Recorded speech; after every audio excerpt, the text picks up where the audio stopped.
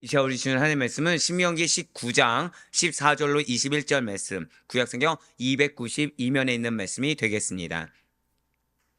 우리 신명기 19장 14절로 21절 말씀 한 절씩 교독하신 후에 마저 21절 말씀은 한 목소리로 합독하도록 하겠습니다. 제가 먼저 신명기 19장 14절 말씀 읽도록 하겠습니다. 내 하나님 여호와께서 내게 주어 차지하게 하시는 땅, 곧 내 소유가 된 기업의 땅에서 조상이 정한 내 이웃의 경계표를 옮기지 말지니라. 사람의 모든 악에 관하여 또한 모든 죄에 관하여는 한 증인으로만 정할 것이 아니요 두 증인의 입으로나 또는 세 증인의 입으로 그 사건을 확정할 것이며, 만일 위증하는 자가 있어 어떤 사람이 악을 행하였다고 말하면 그 논쟁하는 쌍방이 같이 하나님 앞에 나아가 그 당시의 제사장과 재판장 앞에 설 것이요 재판장은 자세히 조사하여 그 증인이 거짓 증거하여 그 형제를 거짓으로 모함한 것이 판명되면 그가 그의 형제에게 행하려고 꾀한 그대로 그에게 행하여 너희 중에서 악을 제하라. 그리하면 그 남은 자들이 듣고 두려워하여 다시는 그런 악을 너희 중에서 행하지 아니하리라.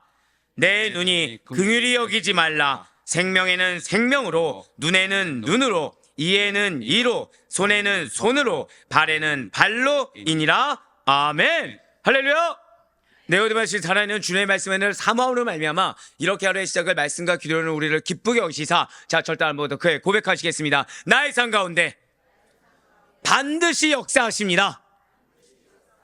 네, 그렇습니다. 우리에게 약속하신 그 말씀 그대로 역사하시는 하나님, 그 하나님을 믿는 믿음으로 말미암아 이렇게 새벽 기도에 함께 하시는 우리 모든 성도님들을 주님의 환영하고 축복합니다. 이 새벽에 우리는 계속해서 신명기를 통해서 은혜 받는 귀한 시간을 가지고 있습니다. 자, 지금 우리 본문이 어느 파트에 소속된다고 말씀을 드렸습니까? 고별설교 제2부 가운데서도 특별히 신명기 16장 18절부터 20장까지 그 말씀 가운데 있는 이스라엘 백성들이 가나안 땅에서 지켜야 될 정치와 사법 관련 규례들에 대해서 언급되고 있는 그 부분을 통해서 은혜 받는 시간을 갖고 있다고 말씀을 드렸어요. 특히 여기에는 강제성, 절대성이 있다고 말씀드렸으며, 이거는 그냥 임의적으로 판단할 수 있는 것이 아니다. 자, 방금 뭐라 말씀드렸습니까? 고백하실게요. 임의적으로 판단해서는 안 됩니다. 딱 그 부분인 거예요. 이것이 왜 그러냐면 어제도 그랬지만 오늘도 그렇고 내일도, 그리고 내일 모레도 계속해서 임의적으로 판단해서는 절대 안 되는 부분에 대해서 우리에게 말씀해 주고 있다라는 것이죠. 그 가운데 어제 이제 교회론에 대해서 들을 수 있는 도피성 규례에 이어서 오늘 본문인 신명기 19장 14절에서 21절까지는 경계표 이동 금지 명령과 증인제도 관련 규례들이 담겨 있다는 것입니다. 자, 어떤 부분이라고요? 경계표 이동을 금지한다. 임의대로 이동해서는 안 된다. 증인제도 역시도 임의적으로 판단해서는 안 된다라는 규례들이 담겨 있다는 것입니다. 자, 역시 어제 도피성 이전에 들은 적이 있으십니까? 없으십니까? 있죠. 자, 경계표 혹시 기억나십니까? 뭐 이렇게 말하면 있다고 해야죠. 네네네. 뭐 한 명이라도 기억나면 된 거죠. 네. 예, 경계표도 이전에 나왔던 적이 있습니다. 자, 성경에서 반복은 왜라고요? 맞습니다. 정말 중요하기 때문이에요. 중요한데 어느 정도로 중요한 것입니까? 절대적으로 지켜야 될 만큼. 그것에 대해서 어떻게 해요? 예, 맞습니다. 권사님 말씀하신 대로 안 되면 강제적으로라도 순종해야 되는 것입니다. 자, 이렇게 경계표의 이동을 금지한다라고 했을 때, 자, 이 경계표는 무엇입니까? 라고 대답하신 분한테 물어보면 시험이 되겠죠. 자, 경계표는 무엇입니까? 이제도 다른 바가 있던 것처럼 이 경계표는 오늘날 같이 토지의 소유를 증명하는 제도가 발달하지 않았던 고대 사회에서는, 자, 그러니까 우리가 보통 전월세를 살아도 증서가 있습니까? 없습니까? 있죠. 증서가 있습니다. 뭐 당연히 집문서라는 것이 있죠. 그 어느 계약 문서가 있습니다. 하지만 고대에는 그런 문서가 없었다는 거예요. 그래서 개인이 소유한 땅을 구분짓고 나타내는 하나의 표식이자 표시점이 있던 것이 이 경계표입니다. 이 경계표예요. 그러니까 시골 같은 경우에서도 가면은 물론 시골도 땅 문서가 있지만 이 논과 논을 구분짓기가 쉽습니까? 어렵습니까? 그 문서만 봤을 때는 구분짓기가 쉽지가 않죠. 그러니까 뭘 세워놓습니까? 깃발 같은 거 세워놓죠. 네, 세워놓습니다.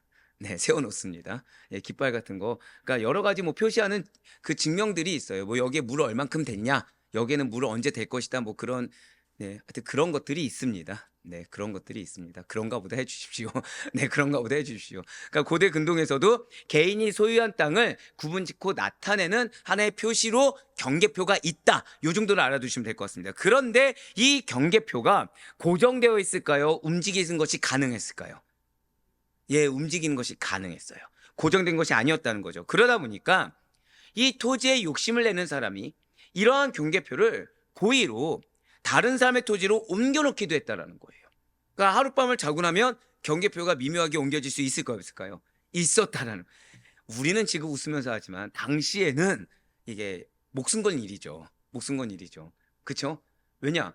예를 들면 이렇게 생각하시면 돼요. 하필이면 한 뼘을 옮겼는데 이 한 뼘에서 농작물이 어떻게 된 거예요? 이 한 뼘 차이로 풍요로운 겁니다. 이러면 어떻게 하시겠습니까? 누구라도 탐내지 않겠습니까? 한 뼘 차이로 또 그렇다고 해서 정말 한 뼘인가 생각하지 마시고 그냥 정말 그 경계표 옮긴 만큼의 수로가 흐르는 겁니다. 그럼 또 문제가 갑자기 달라지겠죠.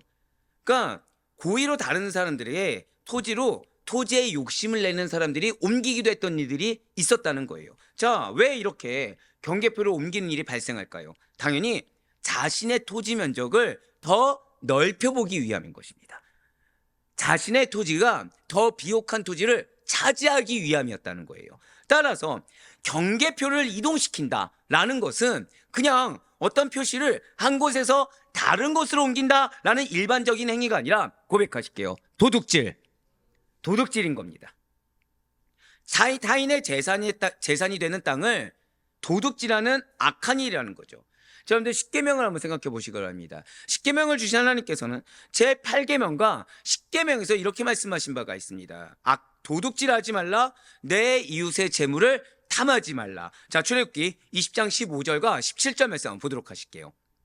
도둑질하지 말라, 내 이웃의 집을 탐내지 말라, 내 이웃의 아내나 그의 남종이나 그의 여종이나 그의 소나 그의 낙이나 물은 내 이웃의 소유를 탐내지 말라 라고 하나님께서는 이 10계명 가운데 2계명 8계명과 10계명에서 분명히 이렇게 언급하고 계십니다. 그렇기 때문에 경계표를 옮긴다 라는 것은 남의 재산을 도둑질하는 행위요. 이것은 하나님의 계명을 지가 한 계명도 아니고 몇 계명을 옮긴 겁니까? 2계명을 범하는 굉장히 중대한 범죄 행위였다는 것이죠. 그래서 하나님께서는 규례를 주어서 또한 한 번 말씀하신 걸로 멈추지 않고 또 반복해서 말씀하심으로 말미암아 경계표 이동을 엄격하게 금지하셨다라는 거예요. 그리고 이어서 나오는 증인제도 관련 규례를 보시면 어떤 사람의 유죄가 성립되기 위해서는 반드시 2-3 사람의 증인을 세우도록 요구하고 있는 것을 우리가 볼 수 있게 됩니다. 역시 이 부분도 들은 적이 있습니까? 없습니까? 들으신 적이 있죠. 성경의 반복은 왜라고요? 그만큼 중요하다는 거예요.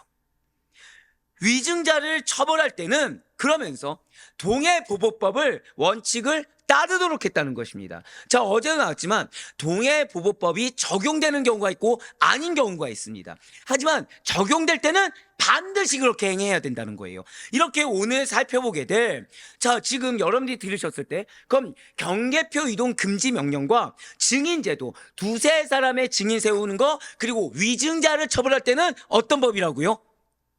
동해보호법. 여러분들 이걸 기억하셔야 돼요.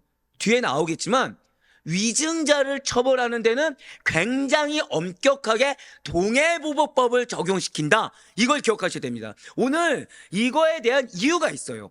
굉장히 핵심적입니다. 오늘 굉장히 중요한 부분이 나오게 돼요. 왜 이거에 대해서 절대성을 부여하는지, 그리고 오늘날 교회에서 왜 상처받은 영혼이 생기는지가, 그리고 하나님이 그 상처받는 영혼이 상처받게 되는 동기를 왜 싫어하는지가 오늘 본문에 나옵니다. 오늘 굉장히 중요해요. 자, 그러면 경계표 이동 금지 명령과 이 증인제도 2-3 사람의 증인 세우는 것과 위증자에 대한 규례가 결국 무엇을 위한 규례일까요?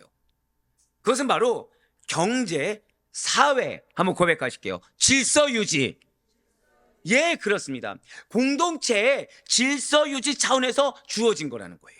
그러니까 공동체의 질서를 위해서는 절대적으로 들어야 될 명령이 있는 겁니다. 공동체의 질서가 유지되기 위해서는 강압적으로라도 들어야 될 명령이 존재한다는 거예요. 자, 이러한 배경을 지금 생각하시면서, 자, 오늘 본문은 무엇을 위해서 주어진 거라고요? 한 번 더 고백하실게요. 공동체의 질서 유지.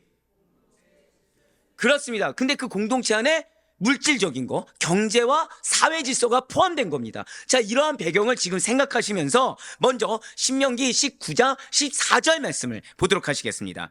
내 하나님 여호와께서 내게 주어 차지하게 하시는 땅, 곧 내 소유가 된 기업의 땅에서 조상이 정한 내 이웃의 경계표를 옮기지 말지니라. 아멘. 자, 14절 말씀은 자, 지금 적용되는 것입니까? 아니면 가나안 정복 이후입니까? 가나안 정복 이후죠. 이러시면 안 돼요.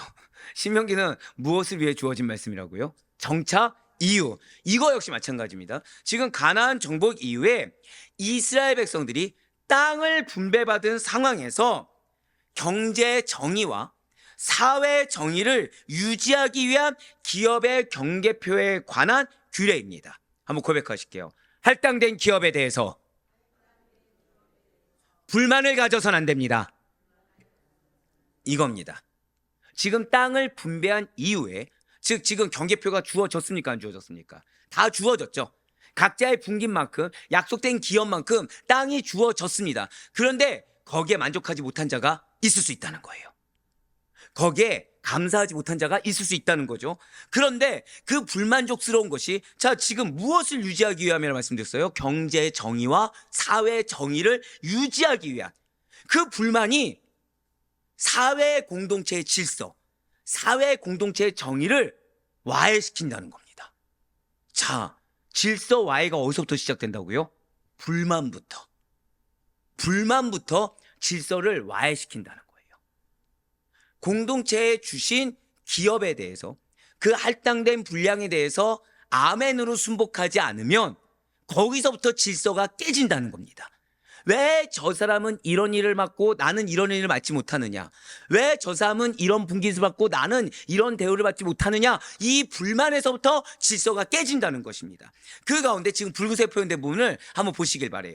조상이 정한 내 이웃의 경계표라고 나와 있습니다. 여기서의 조상은 누구를 지칭하는 것인지 우리가 명확히 알아야 될 필요성이 있습니다. 여기서의 조상은 1차적으로는 가나안에 정착한 제1세대 이스라엘 사람들로 보아야 됩니다. 그렇기 때문에 경계표 이동 금지 명령이라는 것은 가나안 땅에 들어가서 살게 되는 세대들이, 제1세대 조상들이 하나님의 말씀에 따라 가나안 땅에 세워놓은 경계표를 임의대로 옮겨서는 안 된다라는 의미가 된다는 거예요. 자, 지금 가나안 땅에 들어가서 분깃이 주어졌어요. 근데 그 자녀 세대들이 지금 자기가 아버지 세대 때 받은 거에 대해서 만족하는 자들도 있겠지만 불만족스러운 자들도 있을 수 있겠죠. 그때 자녀들이 옮기면 된다 안 된다? 안 된다는 겁니다. 여러분들 절대 고백하실게요. 내가 지금 최선을 다해야 합니다. 지금 그러니까 자녀들은, 이 부모 세대 같은 경우에는 어떤 분들은 정말 열심히 순종한 자들이 존재할 수 있고, 이거 내일 말씀과 연결됩니다. 그러니까 어떤 분들은 이런 군병으로서 정복전쟁에 나가는 데 있어서 앞장서서 막 열심히 하는 분들이 있는 반면에, 어떤 분들은 한마디로 나는 전쟁하기 싫다, 나는 뒤에 있고 싶다 라고 하는 분들이 계실 수 있잖아요. 그렇죠? 내일 나와요. 내일 말씀이 나옵니다. 그러면 누구에게 분깃이 더 가겠습니까? 자, 1번 앞장서서 싸우는 사람, 2번 정말 싸우고 싶지만 어쩔 수 없이 뒤에서 전쟁을 안 한 거니까 멈춰 있던 자, 뒤에 있던 자들이 더 많이 받아야 된다. 여러분들 어디 쪽이라 생각하십니까? 1번이겠죠. 1번이겠죠. 근데 문제가 생긴 거예요. 1번이 많은 분깃을 받았습니다. 2번은 상대적으로 분깃을 못 받았어요. 근데 자녀 세대 때 그 다음 세대들이 자기는 열심히 하는데 분깃이 어디만큼인 거예요? 부모 세대 때 받은 만큼의 분깃만 있는 거예요. 불만이 생길까요? 안 생길까요? 갖지 말라는 거예요. 한 번 더 고백할까요? 지금 내가 정말 중요합니다. 그러니까 지금 하나님은 미리 말씀해 주고 계세요. 하나님은 지금 미리 말씀하십니다. 결국 지금 가나안 땅에 들어가 살게 되는 세대들이 임의로 옮겨서는 안 된다. 주어진 분깃에 대해서 감사하며 살아야 된다. 그래서 자족하며 살아야 된다라고 미리 말씀하신 것입니다. 그러니 지금 앞장서서 나가는 부모 세대들은 무엇을 해야 됩니까? 명령에 최선을 다하면 되는 겁니다. 주어진 말씀에 최선을 다해서 순종하면 되는 겁니다. 이미 신명기 말씀을 계속해서 주시면서 지금 계속해서 선포하는 것이 무엇이죠? 한 번 더 고백하실게요. 내가 축복의 통로입니다. 예, 내가 축복의 통로예요. 그러니까 나로 인해 축복이 흘러가기 때문에 내가 만약에 그 통로가 크면 큰 만큼 받는 것이고, 내가 여전히 작으면 그냥 작은 만큼 받는 겁니다. 또는 이 통로가 막혀 있으면 못 받는 게 당연하겠죠. 그렇기 때문에 지금 기회가 있을 때 어떻게 해야 되는 거예요? 최선을 다해야 되는 겁니다. 자, 더 나아가서는 하나님께서 아브라함과 세우신 궁극적인 하나님 나라의 경계표를 바탕에 두고 있습니다. 이런 경계표에 대한 명령은 오늘날의 교회가 마음에 담고 있어야 할 명령이기도 하다는 거예요. 그렇습니다. 하나님께서 잘 기억하셔야 돼요. 복음을 전하여 하나님 나라를 확장하라고 정해주신 거시적인 하나님 나라의 경계표는 어디까지입니까? 땅끝까지예요. 우리의 일생 동안 끝까지 복음을 전해야 됩니다. 믿으십니까? 따라서 우리가 하나님께서 정하신 이 경계표를 내 임의로 옮겨서는 안 됩니다. 그러니까 내 임의로 나는 이만큼 전했으면 됐다, 난 이만큼 살게 최선 다했으면 됐다 라고 내가 정하면 되는 것이 아니고, 땅끝까지 복음을 전할 수 있을 그때까지 우린 최대한 나를 통해 예수 그리스도의 향기가 드러나야 돼요. 나를 통해 복음이 펼쳐져야 됩니다. 또한 동시에 미시적인 경계표로, 즉 세부적인 큰 개념 말고 더 세밀한 개념의 경계표로서 하나님 나라 안에서 한번 고백하실게요. 나에게 맡기신 사역이 있습니다.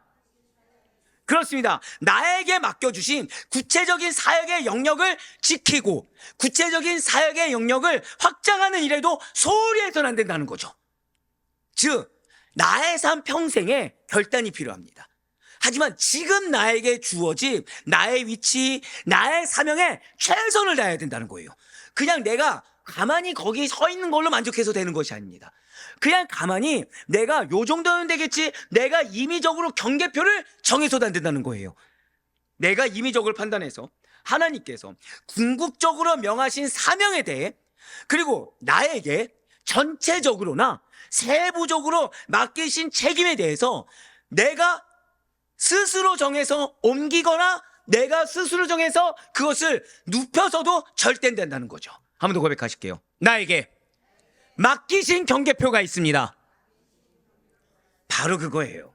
이 경계표가 중요한 건 그겁니다. 분명한 것은 지금 내가 확장할 수 있을 때 확장할 수 있는 것이 은혜입니다.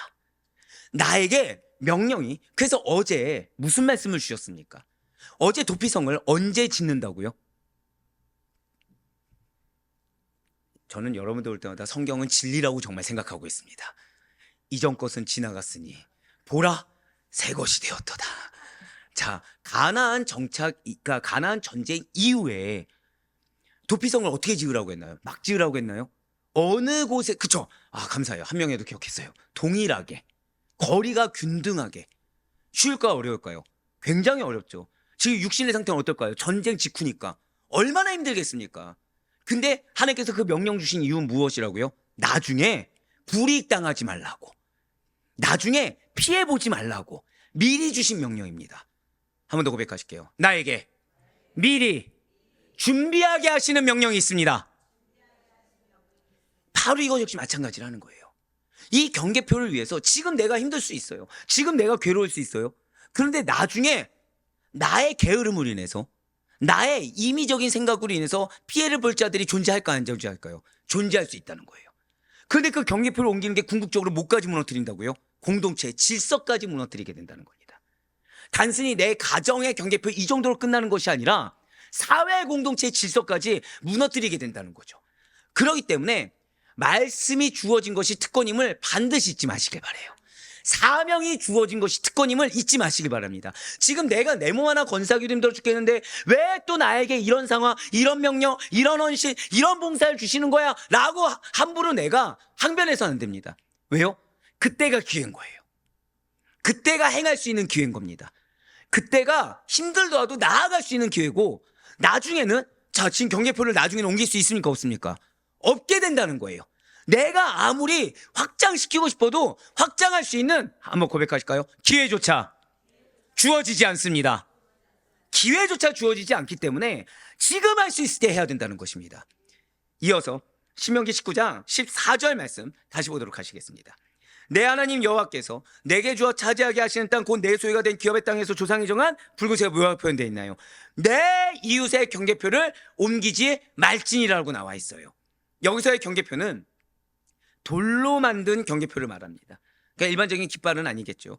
고대 근동사회에서 개인이나 국가의 땅의 경계를 나타낼 때는 이러한 돌더미를 가지고 나타내는 것이 일반적이었어요. 그래서 막 옛날에 어떤 어렸을 때 이제 봤던 영화들, 이제 고대 어떤 이제 뭐 영화들, 이런 거 전쟁 영화를 보면 전쟁이 막 이런 돌무더기를 이렇게 무너뜨렸다고 해서 그것에 대해서 빌미 삼고 침범하는 그런 영화들도 본 적이 있습니다. 그게 다 요 이제 고대 근동사회에 그거를 기반해서, 역사적 사실 기반해서 만든 영화겠죠. 따라서 이 경계표를 이동하지 말라라는 명령은 이웃의 땅을 빼앗으려는 의도를 가지고 돌을 옮기는 행위를 금지하는 명령입니다. 그러니까 의도가 있습니까, 없습니까? 의도가 있다는 거예요. 첫 번째, 마음에 뭐가 있기 때문에? 불만족이 있기 때문에. 두 번째, 어떤 마음이 있기 때문에? 이웃의 것을 빼앗으려는 악한 의도가 있기 때문에. 여러분들 기억하셔야 돼요. 마음의 불만족은 반드시 악한 의도를 가지게 되어 있습니다. 내 마음의 불만족은 나에게 기회를 주셨을 때 기회를 온전히 내가 선용하지 못했기 때문에 가져온 결과에 대한 불만족일 뿐입니다. 그렇기 때문에 남 탓을 해서는 안 돼요. 할 수 있을 때 하는 것이 은혜이고, 그것을 하지 못해서 나에게 허락된 그 분량만큼에 대해서 불만족을 가지면 안 됩니다. 왜요? 불만족은 반드시 악한 의도와 더불어서 악한 행동이 나오기 때문이라는 거죠. 그래서 이러한 경계표 이동 금지 규례는 권력을 가지고 있는 자가 자신의 권력을 이용해서 나에게 이미 허락된 거 말고도 약자의 땅까지도 빼앗으려는 경우나, 부자가 더 많은 부를 소유하기 위해서 가난한 자의 땅을 탐내는 경우를 방지하기 위한 규례입니다. 한마디로 질서를 유지하기 위한 규례라는 거죠. 약자를 보호하기 위한 규례고, 하나님께서 허락하신 분깃만큼을 지켜주기 위한 규례라는 것입니다. 특별히 신명기 27장 17절에서는 이웃의 경계표를 옮기는 자는 저주를 받을 것이다 라고까지 경고하고 있어요. 자, 몇 장 몇 절에서요? 27장에서. 그러면 지금 한 번 나왔죠. 두 번 나왔죠. 또 나옵니까, 안 나옵니까? 또 나온다는 거예요. 그 정도로 중요하다는 겁니다. 이 경고를 무시해서 저주를 받은 대표적인 예가 있어요. 바로 나봇의 포도원을 빼앗은 아합이 비참한 최후를 맞이했던 경우를 들 수가 있습니다. 그 명령대로, 그 말씀 그대로 아합은 훗날 전쟁터에서 화살에 맞아 죽었고, 그의 시체가 사마리아의 연못가에 씻겨질 때 개들이 그의 피를 핥는 일이 발생하지 않았습니까? 또한 그의 집안은 심판을 받아서 남자는 모두 끊어지고, 아내 이세벨 역시 예후가 반역할 때 성 안에서 떨어져 죽어 개들에게 이 시체가 먹히는 비참한 최후를 맞이한 것을 우리는 알 수가 있다는 거예요. 그렇습니다. 나봇의 포도원을 탐하고 부당하게 차지한 아합은 하나님의 엄중한 심판과 저주를 받아서 성경에서 하나님 나라에서는 약탈과 불의한 행위가 결코 용납되지 않음을 보여주는 상징적인 사례가 되었습니다. 반드시 잊지 마시길 바라요. 그래서 우리는 반드시 하나님께서 정해주신 경계표를 지켜야만 합니다. 하나님의 영역을 내가 임의로 정하거나 또는 질투나 시기심으로 침범해서는 안 돼요. 경계표를 하나님께서 허락하실 때 내가 그때 최선을 다해서 해야 되는 것이지, 그 시기 놓쳐놓고 나서 남들의 어떤 분깃막 하나님께서 주신 거에 대해서 내가 시기와 질투해서 그것을 빼앗으려는 악한 그 부정적인 마음까지도 품어서는 안 된다는 것이죠. 허락하신 것에 대해 자족함과 감사하는 것이 우리에게 주시고자 하시는 은혜를 받는 지름길 사실을 절대 잊지 마시길 바라겠습니다. 그러면서 이제 오늘 본문인 신명기 19장 15절과 16절 말씀을 보도록 하시겠습니다. 사람의 모든 악에 관하여 또한 모든 죄에 관하여는 한 증인으로만 정할 것이 아니요 두 증인의 입으로나 또는 세 증인의 입으로 그 사건을 확정할 것이며, 만일 위증하는 자가 있어 어떤 사람이 악을 행하였다고 말하면 아멘. 그렇습니다. 사람이 범할 수 있는 모든 종류의 악과 죄에 있어서 반드시 몇 명이 이상의 증인이요? 2명 이상의 증인을 채택해야 합니다. 그 이유는 이 이스라엘 백성들이 가나안 땅에 들어갔을 때 사법 정의를 유지하기 위함이라는 거예요. 성경에서 이렇게 2명 이상의 증인을 요구하는 이유가 있습니다. 그것은 십계명에서 그만 거짓 증거의 죄를 범하지 않기 위해서라는 거죠. 자, 그런데 지금 16절 말씀을 보시면 위증을 하나의 악이자, 자, 위증을 뭐라고 얘기하고 있어요? 악이자 폭력으로 보고 있습니다. 원어로 보면 폭력으로도 나오거든요. 악이자 폭력으로 보고 있어요. 즉 거짓 증언이 정말 악의 극치요 폭력과도 같아서 무죄한 자를 죽음을 잃게 하는 사형을 몰고 간다라는 의미가 된다는 거예요. 그렇습니다. 16절에 붉은색으로 표현된 부분을 보시면 이렇게 악을 행하였다는 것은 돌아섬, 배역함. 자, 뭐라 말씀드렸어요? 배역함. 지금 위증을 무엇으로 본다고요? 배역함으로 본다는 거예요. 배역이 무엇입니까? 하나님의 길에서 돌아서는 겁니다. 배역이 뭐라고요? 하나님의 길에서 돌아서는 겁니다. 이것이 무엇이죠? 우리는 흔한 말로 배교죠. 위증을 그 정도까지 보고 있는 거예요. 위증을. 쉽게 말하면 입조심하라는 겁니다. 어떠한 담화조차도 하지 말라는 거예요. 하나님의 백성은 어떠한 뒤에서 하는 말이든 거짓말이든 절대 해서는 안 된다는 겁니다. 상대방이 종교적 혹은 도덕적으로 하나님의 율법의 길에서 돌아서서 배역을 저질렀다. 어떤 자가? 위증하는 자가. 그렇습니다. 이스라엘 사회에서 이러한 위증의 죄, 배역의 죄는 사형에 해당되었습니다. 이를 통해 알 수 있는 것은 사건을 조작하여 말하는 거짓 증언자의 최후 목적이 자신이 모함하려는 상대방을 자신은 그럴 의도가 아니라고 하더라도 하나님 보시기에는 뭐의 목적이 있다고 보시는 거예요? 죽이고자 하는데. 죽이고자 하는데 있다는 것을 알 수가 있다는 거예요. 결국 위증자는 단지 위증 자체에만 그냥 상대를 곤란한 상황 가운데 내 마음의 직성을 푸는데 정도에만 목적이 있는 것이 결코 아닙니다. 하나님 보시기에 그 위증을 통해서 상대방에게 형벌을 가하려는 어느 정도까지요? 죽음에 이르게 하고자 하는 불순한 목적까지도 갖고 있는 것으로 여겨진다라는 것이죠. 이에 따라 위증은 십계명 가운데 내 이웃에 대해서 거짓 증거하지 말라 라는 9계명뿐만 아니라 살인하지 말라 라는 6계명까지 어기는 것에 해당되는 것입니다. 즉 지금 경계표를 옮기는 것도 몇 계명을 어긴 거예요? 2계명을 어긴 거죠. 위증도 몇 계명 어기는 겁니까? 2계명을 한 번에 어기는 매우 중차대한 범죄라는 것입니다. 그러면서 계속해서 신명기 19장 17절 말씀을 보도록 하실게요. 그 논쟁하는 쌍방이 같이 하나님 앞에 나아가 그 당시에 제사장과 재판장 앞에 설 것이요. 아멘. 자, 이러한 그래서 위증 굉장히 지금 중차대한 죄죠.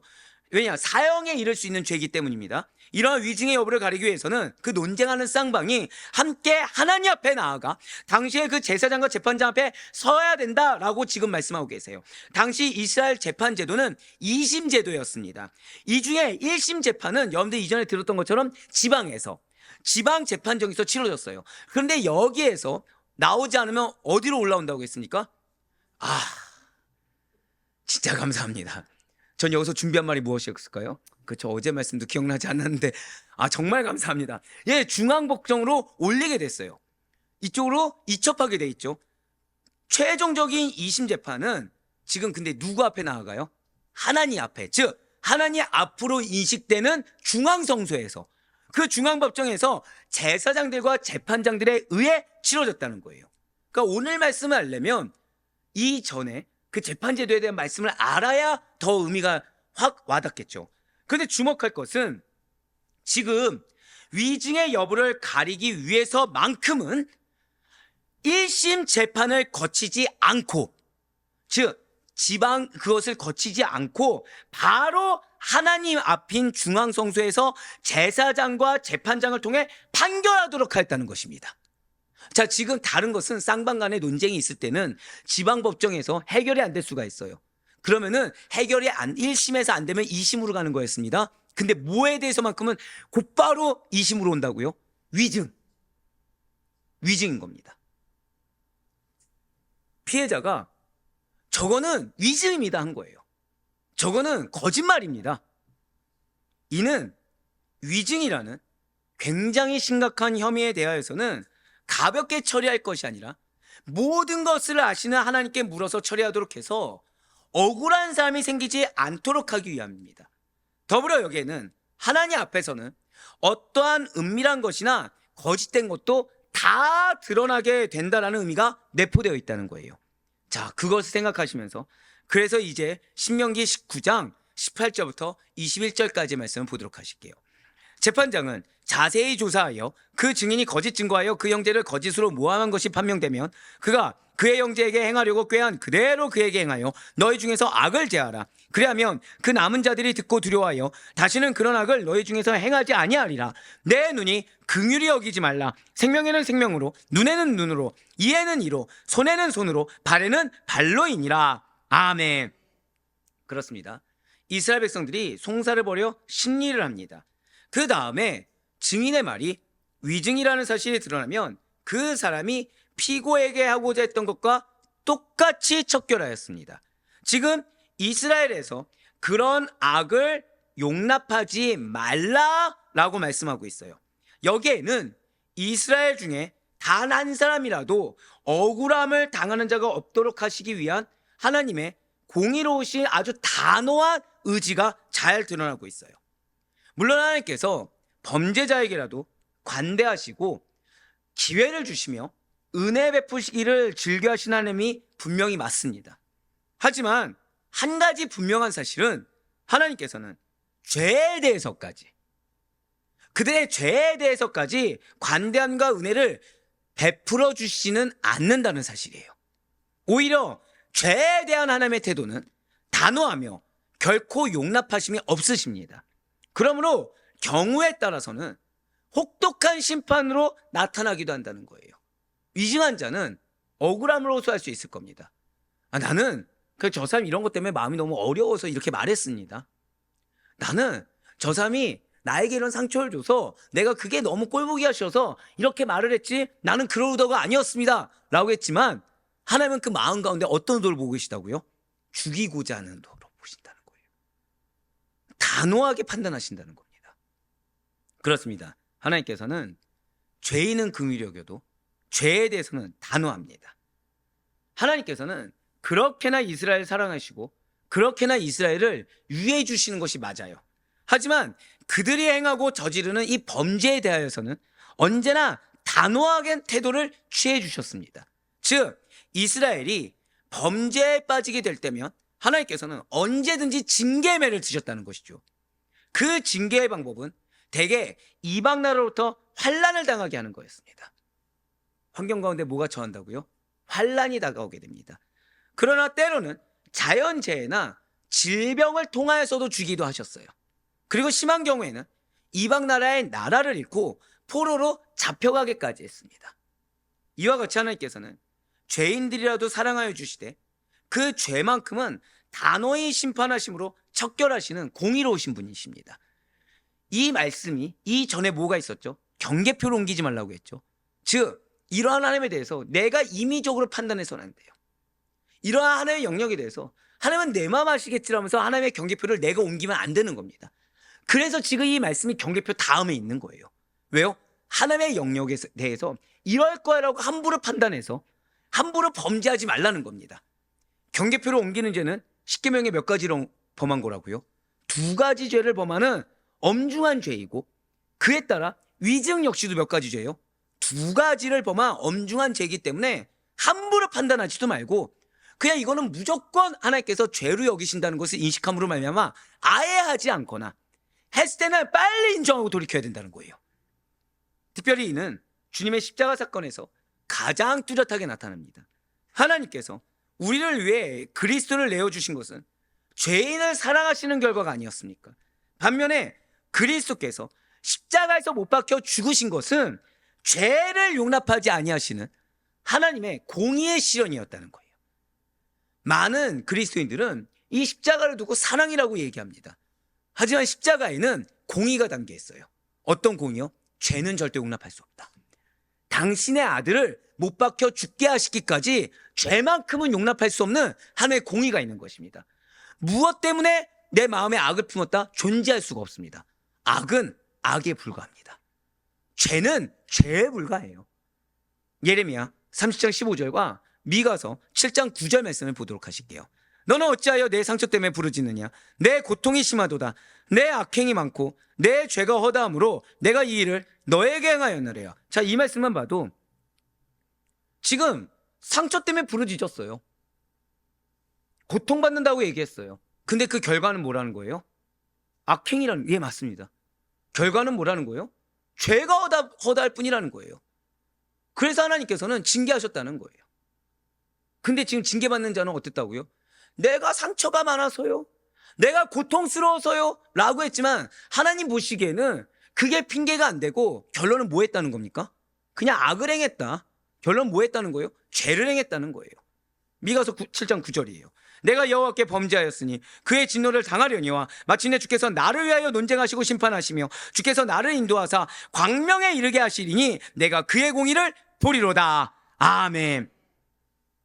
결국 범죄하면 진노를 당하게 되죠. 우리가 그때 뭐 봐야 된다는 거예요? 공의를 봐야 된다는 겁니다. 그래야 빨리 돌이킬 수 있어요. 그래야 더 큰 죄 범하지 않고 돌이킬 수 있다는 겁니다. 결국 지금 이러한 증인 제도를 통해서 우리가 알 수 있는 사실이 무엇입니까? 사람이 하나님과, 좀 더 쉽게 말씀드리면 지금 원래는 하나님과의 올바른 관계를 유지하기 위해서라고 했지만 한마디로 하나님께 벌받지 않기 위해서, 징계받지 않기 위해서는 가장 먼저 내 안에 있는 모든 죄악을 척결해야 됩니다. 지금 내 안에 있는, 자, 앞서도 말씀드렸죠. 이게 따로따로 다른 말씀한 것이 아니라 지금 경계표 옮기는 것과 이 증인제도는 이어지는 말씀입니다. 같은 사항이에요. 결국 둘 다 무엇입니까? 불만족이죠. 마음속에 악한 생각이죠. 그 악한 의도죠. 여기서부터 죄악이 나오죠. 여기에 대해서 하나님 앞에 내가 정말 징계받지 않기 위해서는, 하나님은 내 마음 아시니까 이건 내가 징계 대상이 아니라 나를 긍휼히 여기실 거야, 이렇게 함부로 하나님의 경계표를 옮기지 말고 빨리 내 안에 있는 죄악을 척결해야 된다는 거예요. 내 이 감정이 죄라는 걸 인정하고, 내 이 불만족이 죄라는 걸 인정하고, 이 불만족과 감정에는 뭐가 있다? 악한 의도가 있다. 그 사람이 이거를 죄로 보실 것이다 라는 걸 생각하고 빨리 그 죄를 회개함으로 돌이켜야 된다는 겁니다. 그리고 다시는 죄 가운데 거해서는 안 된다는 사실을 일깨우는 하나님을 만날 수 있어야 된다는 거예요. 진정 우리는 죄인을 사랑하시되 죄에 대해서는 단호하신 하나님의 성품을 알아야만 합니다. 그것에 대한 내 임의의 경계표를 세워서는 안 돼요. 그리하여 조그만 죄라도 가볍게 여기지 말고 죄로부터 나 자신을 지켜나갈 수 있는 우리 모두가 되길 원하시는 하나님의 마음을 느낄 수 있길 간절히 소망합니다. 끝으로 오늘 보면 신명기 19장 21절 말씀을 다시 한 번 더 보도록 하실게요. 내 눈이 긍휼히 여기지 말라. 생명에는 생명으로, 눈에는 눈으로, 이에는 이로, 손에는 손으로, 발에는 발로이니라. 아멘. 자, 지금 이 말씀이 어디 뒤에 주어졌나요? 위증죄죠. 위증죄. 근데 위증한 자에 대해서 한마디로 미혹되어서 인간적으로 판단하지 말라는 거예요. 스스로가 스스로에게 미혹되지도 말고 그 위증하는 자의 어떤 인간적인 면모를 보서는 안 된다는 겁니다. 위증죄와 관련해서 지금 무엇을 적용하고 계십니까? 동해보호법입니다. 자, 위증했다가 뭐죠? 여러분들, 위증했다. 네? 위증이 뭐죠? 위증. 거짓말. 자, 그쵸? 뭐 사람 죽였습니까? 지금 위증은 사람을 죽인 것입니다. 아니죠. 위증은 거짓말이죠. 거짓말입니다. 모함이죠. 험담이죠. 그쵸? 위증을 했다는 것은 결국 말한 겁니다. 말. 단지 말만 했을 뿐이지 실제적으로 누구를 죽이거나 누구를 해치지 않았습니다. 자, 그럼 죄가 실현됐나요? 안 됐나요? 죄가 동해보호법은 무언가를 해치고 위해를 가한 게 죄가 실현된 거죠. 즉 거짓말, 악담, 험담, 루머, 이거는 죄가 실현되지 않은 상태입니다. 그럼에도 불구하고 범죄에 대한 동일한 방법을 그대로 적용시키는 이유가 있다는 거예요. 그것은 잘 기억하시길 바라요. 아니, 절대 고백하시겠습니다. 행위의 결과보다 동기를 더 중요하게 여기십니다. 그거예요. 어떤 행위의 결과보다 주님은 마음의 동기를 먼저 보십니다. 마음속에 악한 계획이 있다면 이미 그러한 죄를 저지른 것이다 라고 말씀하시던 예수 그리스도의 가르침과 지금 맥을 같이 한다는 거예요. 마음에 있는 것이 무엇으로 나온다고요? 입 밖으로 나온다고 얘기하죠. 나는 그런 의도가 아니고, 그래서 어제도 나오지 않았습니까? 푸념에 불과했다, 넋두리에 불과했다. 근데 하나님은 뭐라고 말씀하신 거예요? 오늘 말씀 때는 그게 죄라는 거예요. 푸념이 왜 나옵니까? 하나님의 섭리에 대해서, 하나님의 이 내 상황을 둘러싼 모든 주권에 대해서 불만족이 있으니까 푸념이 나오는 거거든요. 불만족이 왜 생깁니까? 인정하지 않기 때문에. 그래서 험담이 됐든, 그래서 루머가 됐든, 거짓말이 됐든, 담화가 됐든 모든 것이 뭐라는 거예요? 마음에 악한 계획이 있기 때문에 나오는 것이다. 이는, 그리고 오늘날 우리 역시 마찬가지인 겁니다. 결과를 내는 거 정말 중요하죠. 믿음의 열매가 있어야 됩니까? 없어야 됩니까? 있어야 되죠. 우리의 믿음에도 열매가 있어야 합니다. 그렇지만 우리는 항상 결과 이전에 동기를 먼저 생각해야 됩니다. 그리하여 모든 일의 동기와 과정, 결과가 다 선하게 나오도록 할 수 있어야 된다는 거예요. 그러기 위해서는 고백하실게요. 하나님의 계획을 신뢰해야 합니다. 맞아요. 어제 도피성처럼 하나님께서 말씀하실 때는 이유가 있다. 미리 말씀하시는 거다, 미리 준비시키는 거다라는 것을 내가 신뢰함으로 말미암아 하나님께서 나에게 명하신 거에 대해서 신뢰할 수 있어야 됩니다. 동기를 중요하게 여긴다는 말이 결과를 중요하게 여기지 않는다는 말이 결코 아닙니다. 나는 이렇게 하려고 했지만 안 나왔어요, 이게 아니라 모두 다 중요하고 모두 다 선해야 된다는 거예요. 자, 우리 아대표의 성도 여러분들, 오늘 공동체의 질서를 지키기 위한, 사회 경제 질서를 지키기 위한 이 규례들을 살펴보시면서 무슨 생각이 드십니까? 우리 모두는 하나님의 말씀 잘 지키길 원합니다. 믿음대로 잘 살길 원해요. 특별히 하나님 사랑, 이웃 사랑을 너무나 잘 알고 있습니다. 그런데 하나님 사랑 어떻게든 해보겠다고 합니다. 하지만 이웃 사랑, 공동체 사랑이라는 것은, 그것도 만약에 그 공동체 안에 내가 조금이라도 싫어하고 내가 조금이라도 꺼려지는 사람이 있다고 한다면 그 사람을 품으면서 사랑하고 믿고 헌신하기란 불가능에 가까울 정도로 힘이 든다는 거예요. 하지만 하나님께서는 지금 이 사랑에 대한 경계표가 누가 정하신다는 거예요? 하나님께서 정하신다는 거예요. 사명에 대한 경계표 누가 정하신다는 겁니까? 하나님께서 정하신다는 겁니다. 그렇게 거창한 거 아니에요. 하나님께서는 내 유익을 위해 자기 안위와 자기 생각 때문에 이웃에 해를 가하지 않는 것부터, 이 마음에 불만족을 품지 않는 것부터 시작하라고 명령하고 계십니다. 그래서 결국 시작이 무엇입니까? 나보다는 영혼을 위해, 가족을 위해 나의 감정부터 내려놓을 수 있는, 나의 어떠한 유익부터 포기할 수 있는 자가 다 될 수가 있어야 되는 것입니다. 나에게 기회를 주실 때 기회를 잡을 수 있는 자들이 돼야 되고, 왜라는 항변보다는 결국 이것이 나중을 준비시키신다 라는 믿음으로 충성되이 감당할 수 있어야 되는 것이며, 그 가운데 내 마음속에서부터 불만족이 내 입 밖으로 악한 말로, 나는 그것이 악한 말이라고 생각하지 못하지만 하나님 보시기에는 살인죄를 적용시킬 정도의 악한 말이 나오지 않을 수 있어야 돼요. 계속해서 주님 말씀하고 계시죠. 우리의 입술을 통해 위로할 수 있어야 됩니다. 우리의 입술을 통해 격려할 수 있어야 되고, 우리의 입술을 통해 세워줄 수 있어야 됩니다. 우리에게는 분명 기업이라는 약속을 주셨어요. 이 약속은 반드시 성취될 것입니다. 믿으십니까? 그렇게 성취된 약속의 은혜를 장구히 누려야 되지 않겠습니까? 이제 내일 나오겠지만 내일 굉장히 안타까운 영혼들이 존재해요. 십자가 군병으로 모집이 되어야 되는데 징집 면제자들이 존재합니다. 그런 자들이 어떤 분깃을 누릴 수 있겠습니까? 그런 자들이 어떤 기업을 누릴 수 있겠습니까?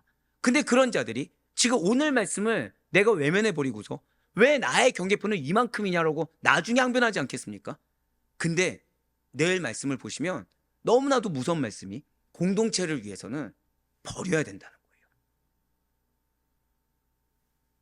우리는 은혜의 수혜자가 되어야 되는 것이지 은혜의 피해자가 되어서는 안 돼요. 비수혜자가 되어서는 안 됩니다. 한 번 더 고백하실까요? 지금이 기회입니다. 한 번 더요. 내 마음부터 다스려야 합니다. 잊지 마시길 바래요. 그리고 정말로 바라옵 고등학교는 나 중심에서 정말 벗어나셔야 됩니다. 하나님께서 말씀하실 때는 이유가 있음을 깨닫고 그 말씀에 한 번 더 고백하실게요. 나중을 위해 준비시키고 계십니다. 바로 그거예요. 지금 이번 주간, 지난주는 관통하는 단어가 무엇이었죠? 책임이었다고 한다면 이번 주간은 준비예요. 준비시키고 계시다. 나를 위해서 지금 준비시키시사 먼저 하나님 중심, 영혼, 이웃 중심으로 살아가게 만드는 그 하나님의 섭리를 기뻐하며 받아들이는 우리가 되길 간절히 소망합니다. 그리하여 하나님의 경계표를 오롯이 인정하시는 가운데 지금 나에게 확장할 수 있도록 기회를 주심에 감사함으로 하나님이 가라고 한 대로 가시고 하라고 한 대로 내가 할 수 있는 거, 내가 하고 싶은 거 하는 게 아니라 하나님이 하라고 한 대로 아멘으로 순종해서 하나님이 나의 경계표를 넓히기 원하시는 그 뜻대로 아멘으로 순종하시는 가운데 우리의 모든 하나님의 동기가 하나님 보시기에 선하시기를, 그래 우리의 입 밖으로 나오는 말 한마디 한마디까지도, 툭 튀어나오는 말 한마디 한마디까지도 하나님 보시기에 사랑의 언어, 영혼을 세우는 언어, 하다못해 누가 보지 않더라도 하나님께서 보시기에 나오는 그 언행이 하나님 보시기에 상급주기에 합당한 그런 언행으로 하나님께서 정말 너가 너의 가정에 질서를 세우는 자다, 정말 너가 너의 교회 가운데 너의 직장 가운데 질서를 세운 자다라고 칭찬받으며 그 은혜밖에 부족함이 없는 우리 모두가 될 수 있기를 주님의 이름으로 간절히 축원합니다.